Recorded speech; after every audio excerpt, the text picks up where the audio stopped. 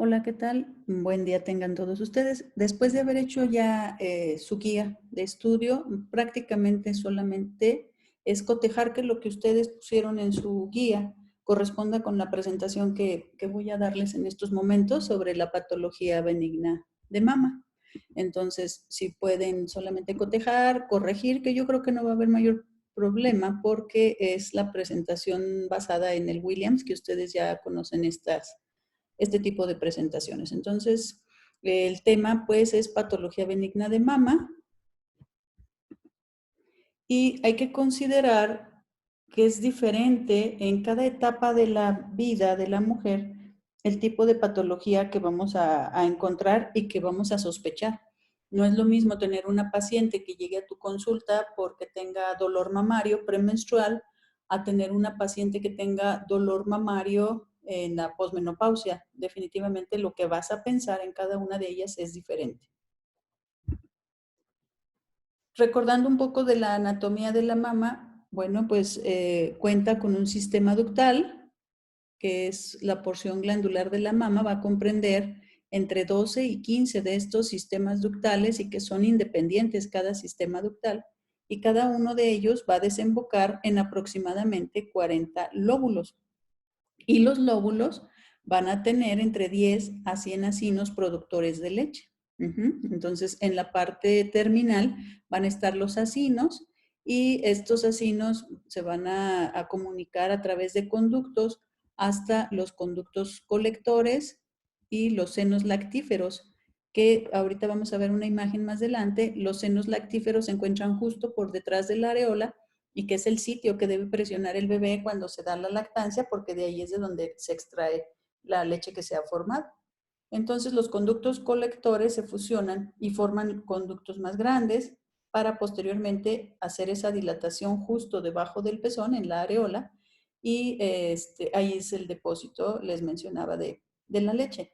En el pezón propiamente se pueden llegar a observar los orificios de salida de esos senos lactíferos y puedes observar entre 6 y 8 orificios. En la areola también es frecuente que se presenten glándulas sebáceas, que son las glándulas de Montgomery, y que en alguna ocasión puede llegar a tu consulta alguna paciente que le llame la atención que se llena como de gravito, como de grasa, perdón, como de sebo, y es totalmente normal, son glándulas sebáceas. En el sistema ductal, además de las estructuras del epitelio de la mama, va a haber el estroma, fibras de colágena y grasa. Y básicamente va a depender de la distribución de estos tejidos y de la abundancia de la grasa, la consistencia de la mama a la palpación y el tamaño de la mama. Y también las características que nosotros podamos interpretar en la mastografía o en el ultrasonido va a depender de qué tanto tejido mamario real existe, los ligamentos de sostén y el tejido adiposo. Ese es un dibujo en donde podemos ver de mejor manera los lóbulos, los lobulillos con los acinos, los conductos lactíferos y detrás de la areola básicamente está el seno lactífero y posteriormente el pezón en donde van a estar los orificios de salida.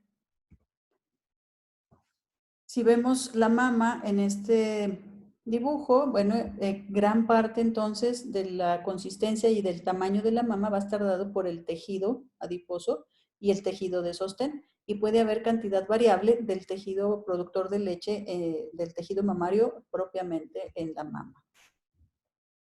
El tejido linfático tiene la característica de que tiene un sistema de ductos sin válvulas que se interconectan y que todos van a desembocar, o la mayoría de ellos va a desembocar en 1 a 2 ganglios linfáticos axilares. Es el primer paso del tejido linfático en la mama, va a ser hacia axila.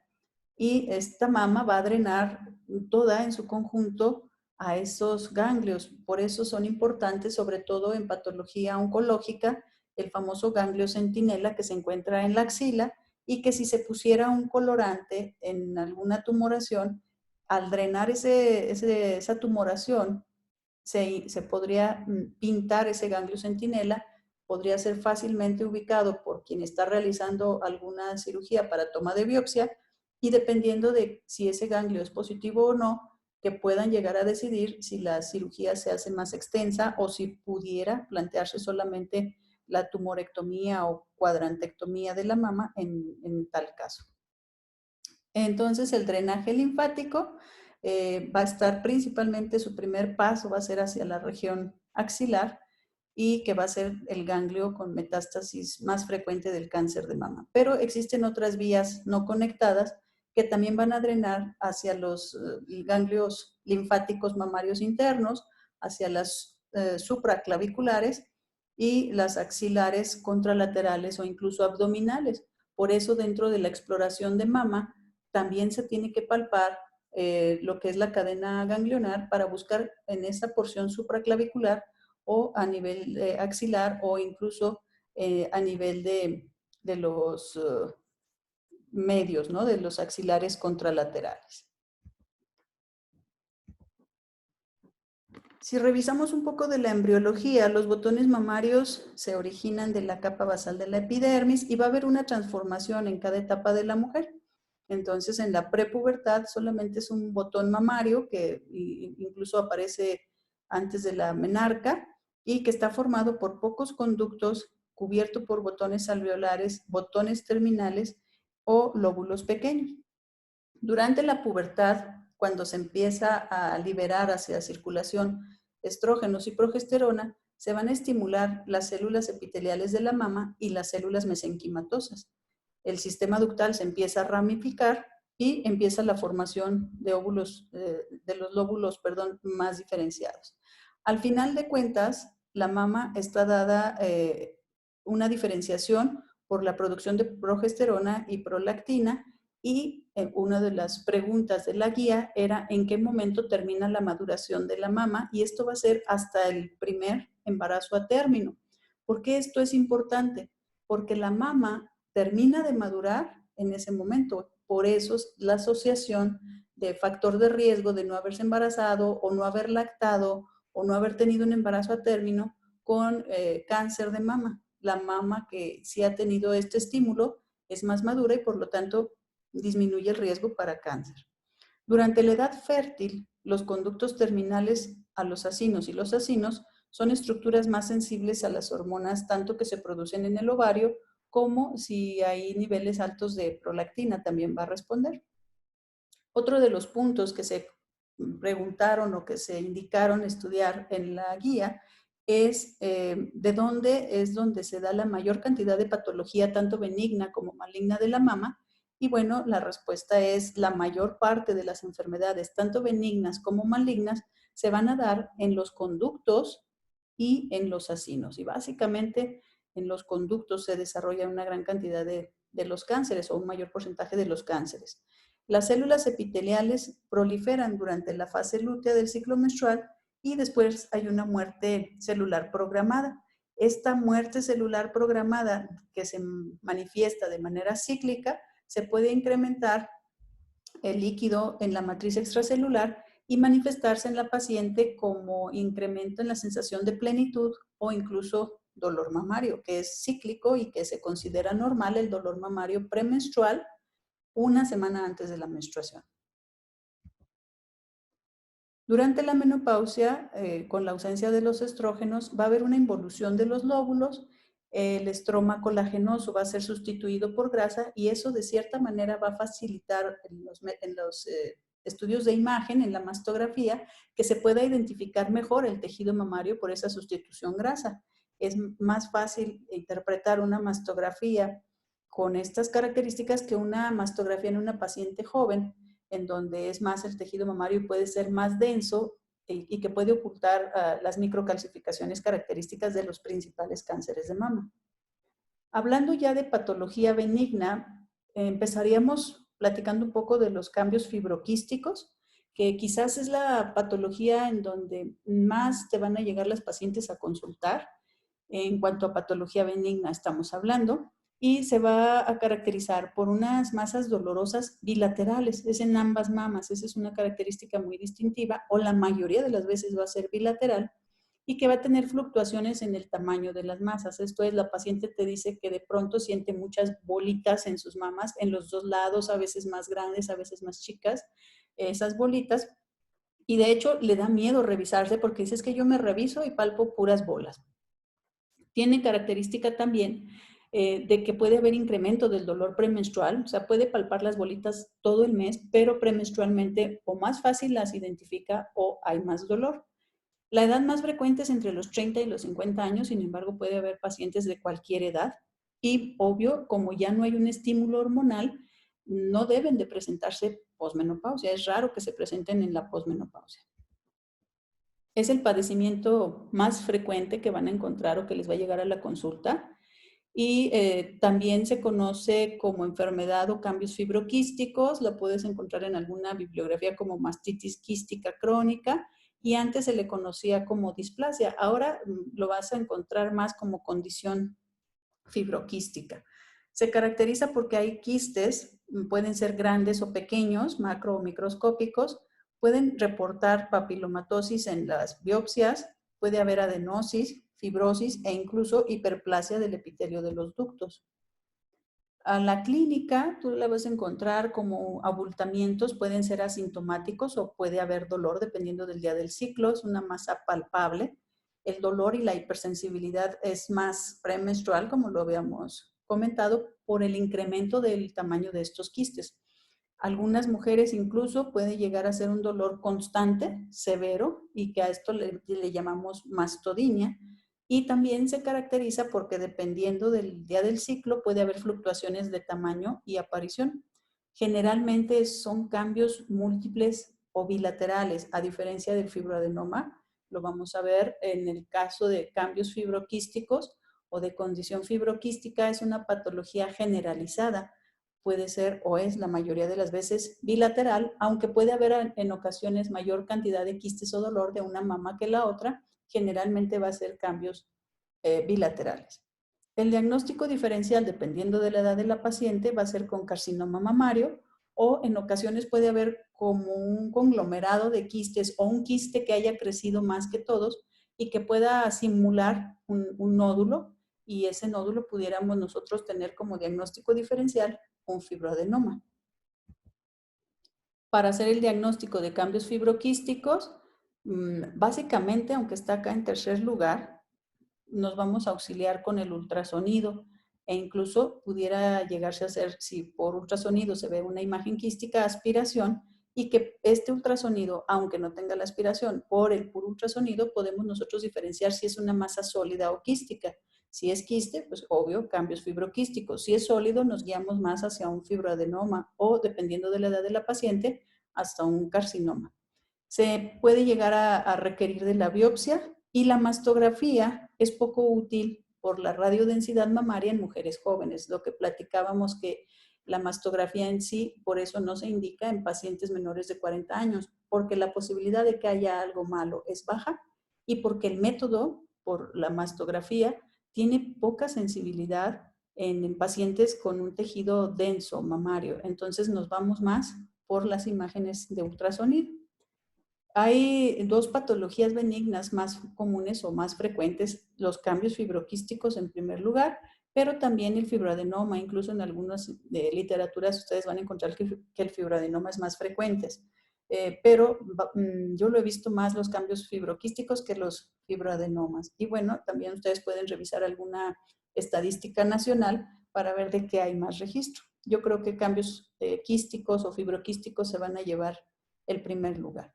Si hacen un ultrasonido o solicitas un ultrasonido, es muy fácil identificar un quiste, que incluso cuando veamos ahora la clase de mastografía y ultrasonido, tiene características de benignidad, los bordes, la coloración, si existe sombra acústica posterior o no, lo ancho y lo alto de la lesión, todo eso van a ser datos que se consideren para poder hacer la clasificación BIRAT. Pero ahorita en este momento lo que me interesa es que veas qué fácil se puede identificar por ultrasonido que se trata de una lesión quística. Más adelante viene un fibroadenoma para que notes la diferencia, que no hay mayor duda pues entre una y otra al ultrasonido. El tratamiento, si la paciente tiene una edad joven y las características son de benignidad, no hay factores de riesgo, un BIRAT de ultrasonido te dice que es una lesión benigna, entonces pues no hay necesidad más que dar tratamiento sintomático y quizás vigilancia por ultrasonido, dependiendo de la sintomatología, cada año, cada 2 años, ver si han crecido más los quistes, etcétera. Pero si estás en una paciente que tiene una edad en donde incrementa el riesgo, como a partir de los 40 años, entonces pudiera haber la necesidad de tomar biopsia ante la posibilidad de hacer diagnóstico diferencial con un carcinoma. Cuando las masas o los conglomerados quísticos generan mucho dolor, se pudiera hacer una cirugía o aspiración de los quistes guiados por ultrasonido. Se hace el ultrasonido y en ese momento se puncionan, se aspiran los quistes, se manda también eso a estudiar y disminuye también la sintomatología. Se recomienda que estas pacientes utilicen un portabustos. Permítanme un poquito, quitamos esto. Un portabustos con un buen soporte, porque en ocasiones si tienen unas mamas de tamaño grande, pudiera ser doloroso incluso para la paciente caminar. Hay que pedirle a la paciente que evite el café, el té y el chocolate, que en alguna bibliografía dice que aumentan las metilxantinas y esto incrementa la hipersensibilidad mamaria. ¿Qué otra cosa es importante? Bueno, hablar sobre el fibroadenoma mamario.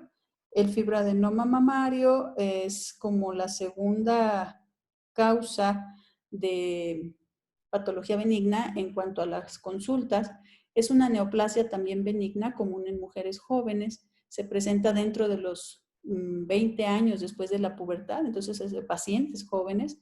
Y a diferencia de la condición fibroquística, en el fibroadenoma lo que van a palpar es una masa redonda, firme, móvil, y la característica es esta, que es móvil. Ustedes la pueden jugar entre sus dedos, como que la pueden mover fácilmente.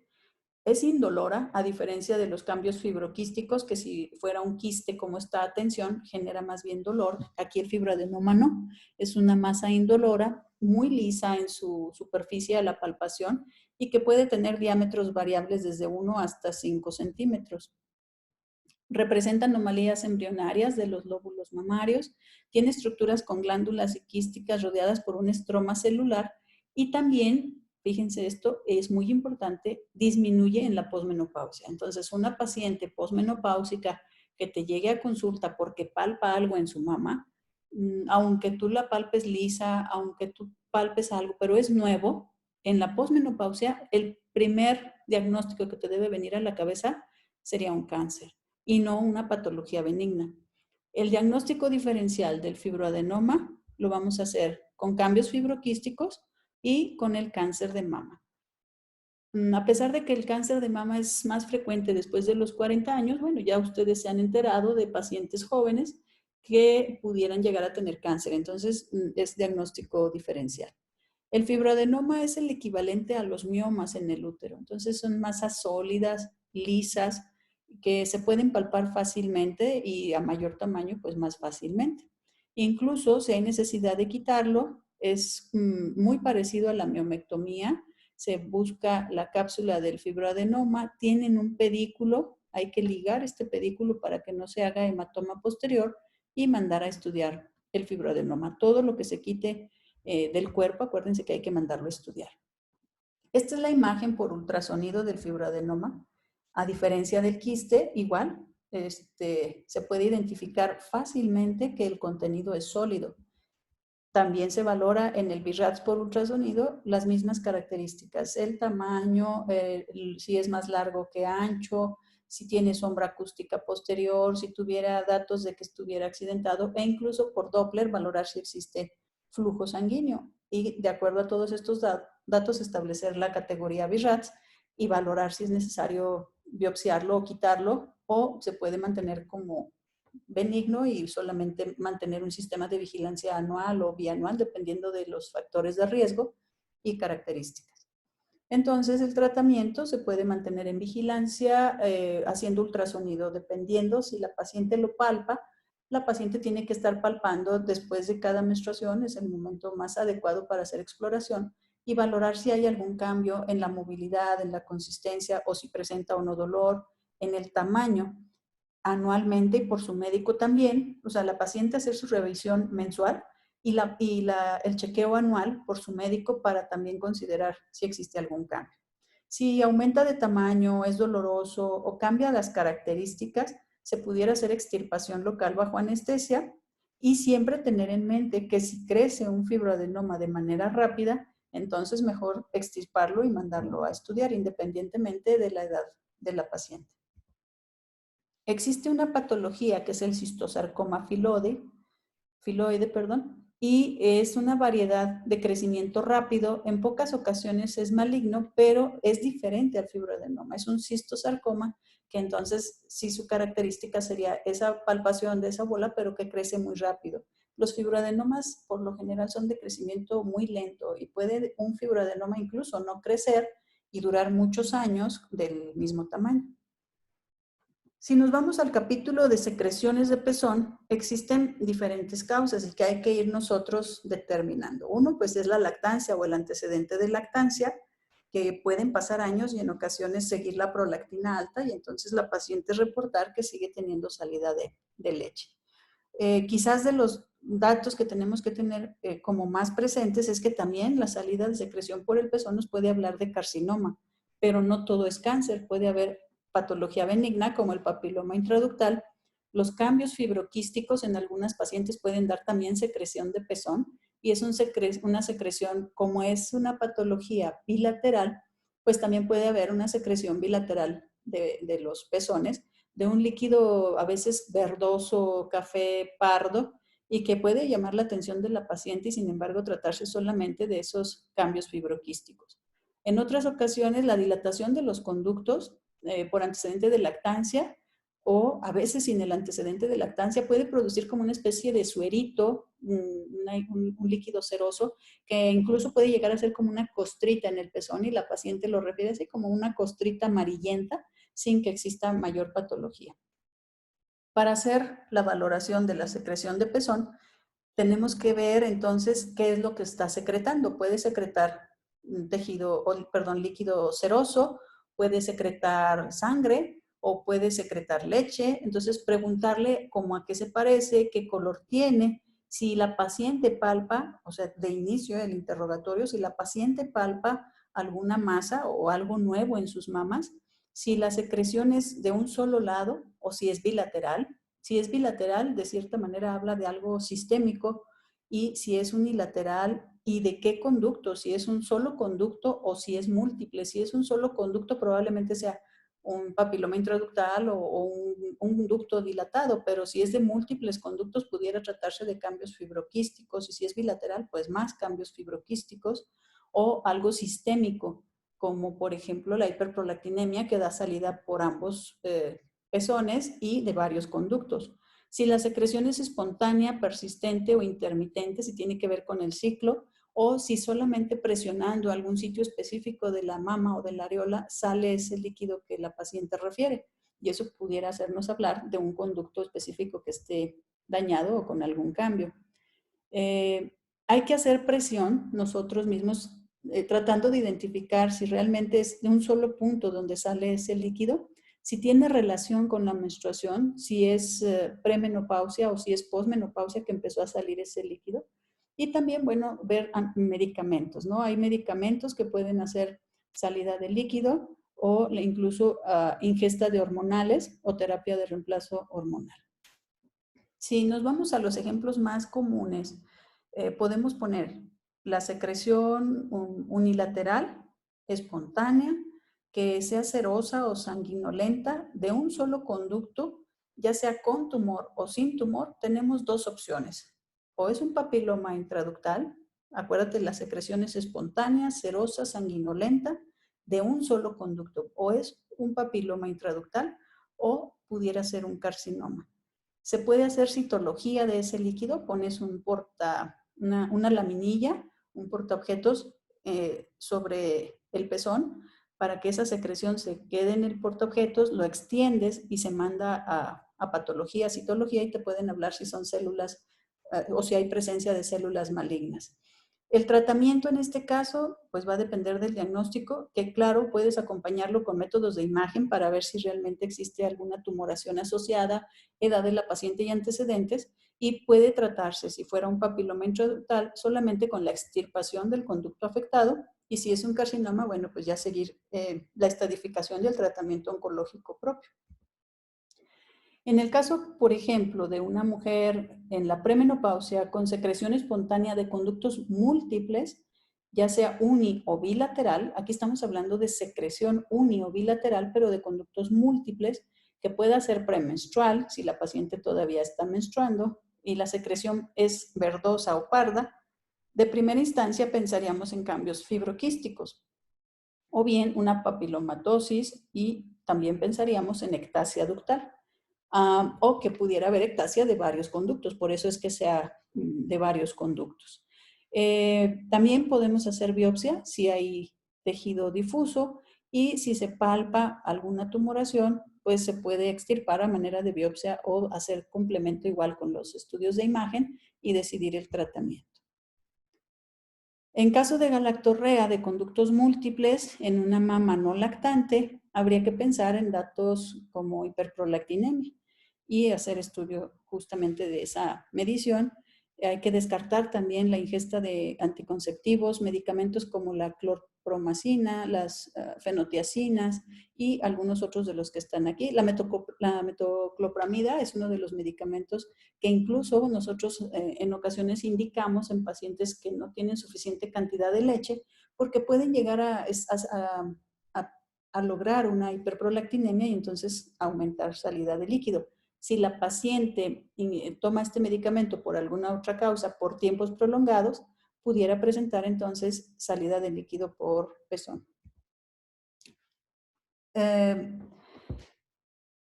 La insuficiencia renal crónica, la enfermedad de Cushing, la cirrosis, el hipotiroidismo e incluso el herpes zóster también puede incrementar la prolactina.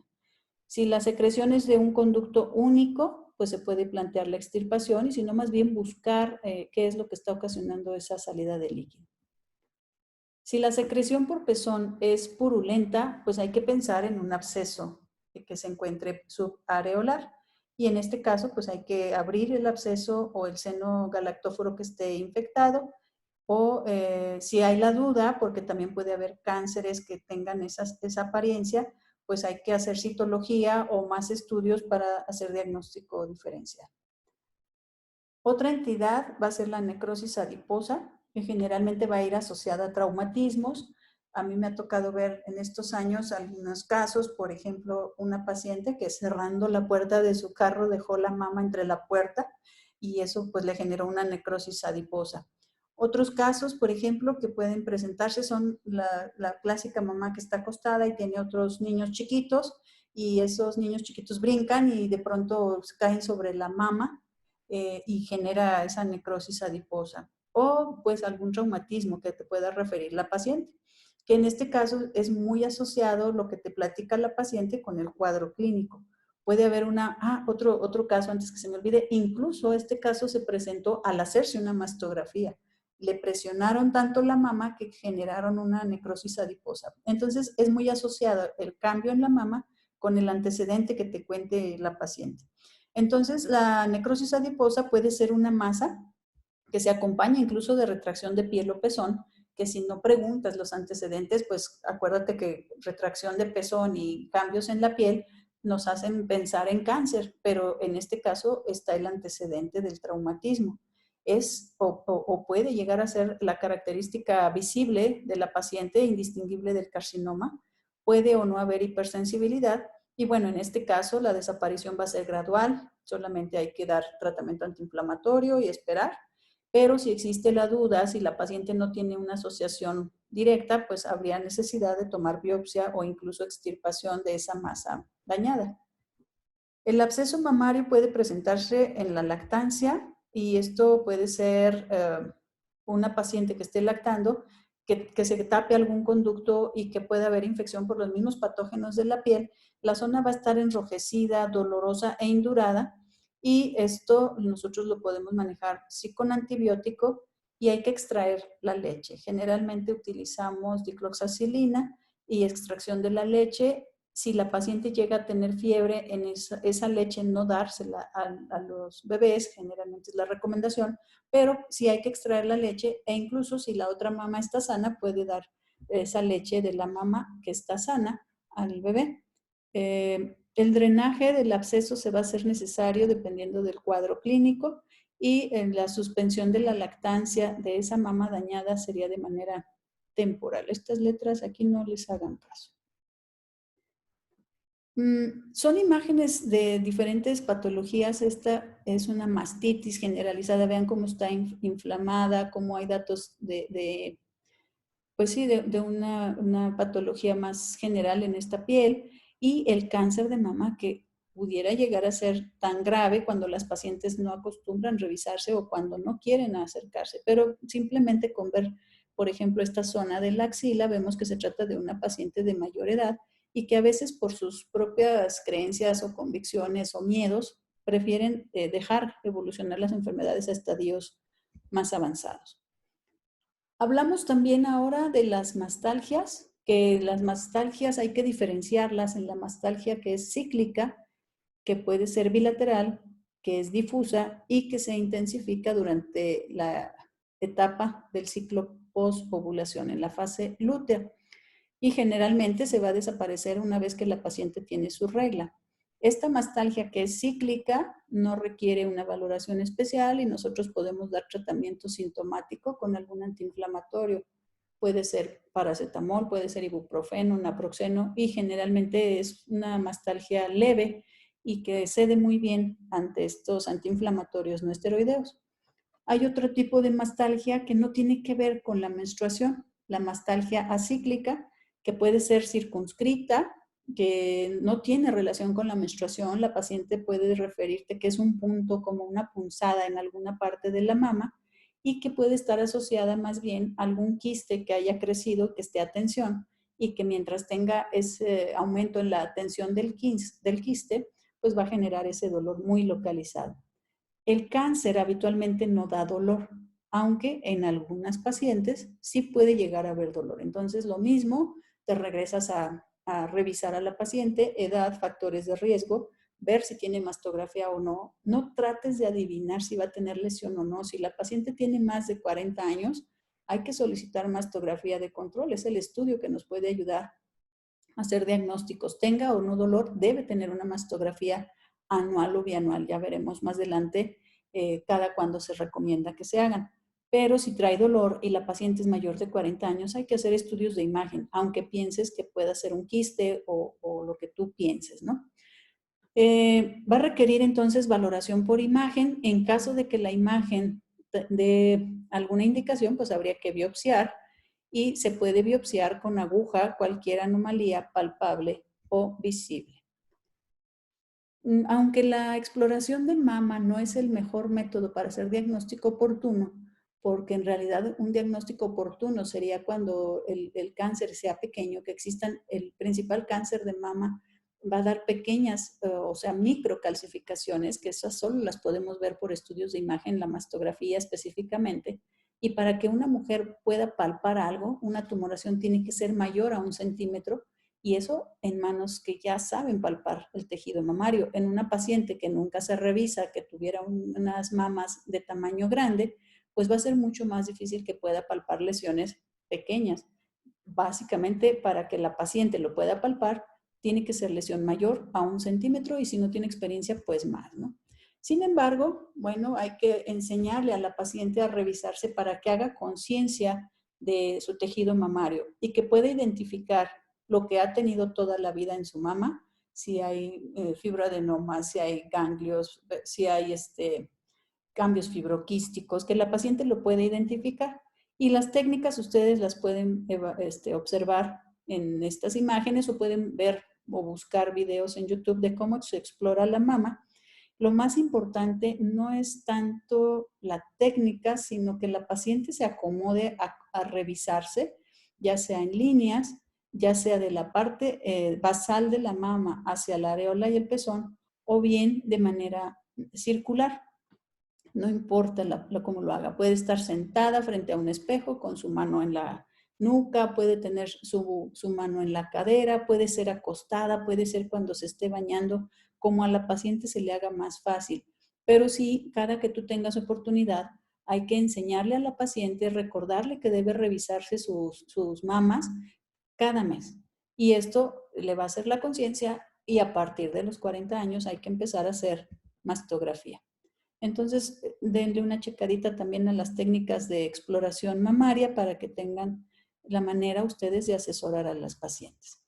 Con esto terminamos la clase del día de hoy. Espero que la información sea muy similar a lo que ustedes hicieron en su guía. Si hay alguna duda o comentario, pues podemos hacer uso, ya saben, del foro que está en aula virtual o vía WhatsApp, ya sea ustedes directamente o a través de su jefe de grupo. Les agradezco su atención y estamos entonces en contacto para la próxima clase. Que tengan muy, muy buen día.